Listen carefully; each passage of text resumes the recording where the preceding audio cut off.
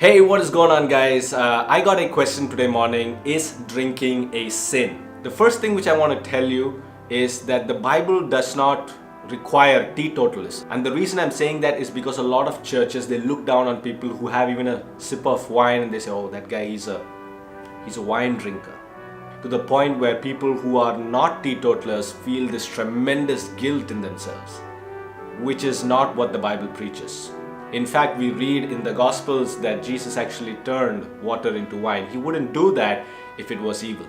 To understand the problem of wine, we have to understand our depravity. There is nothing wrong with wine. Like all things God made, everything is good. But we, being as depraved as we are, when have we ever done anything in moderation? The Bible reminds us clearly that drunkenness is a sin. Paul's letters reminds us to be constantly vigilant so that we may stand firm against the plots of the evil one. And that's not possible when we are drunk. There are also verses in the Bible which teaches us that if what we do hinders or affects our testimony, or it affects the person that is seeing us, we rather should not be doing it. It also reminds us there's a lot of things that we as Christians have the freedom to do, but not all things are profitable. But it also says in many places that a little bit of wine is not only okay, but it is good. But to get to the answer whether drinking is a sin, the answer is yes and no based on who you are.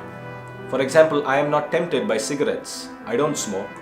But that doesn't mean that if I expose myself to cigarettes and keep exposing myself, that I might not get hooked. I am always aware about my depravity. The wisest choice is to stay away from anything that can lead us into sin. So if you are particularly susceptible to drunkenness, it's best that you try to stay away from wine altogether. And if you've never touched wine in your life before, it's not wrong if you take a sip or two. But remember, the Bible also teaches us that we cannot juggle hot charcoals without scarring our hands. So things like these, which can lead to addictions, are hot charcoals.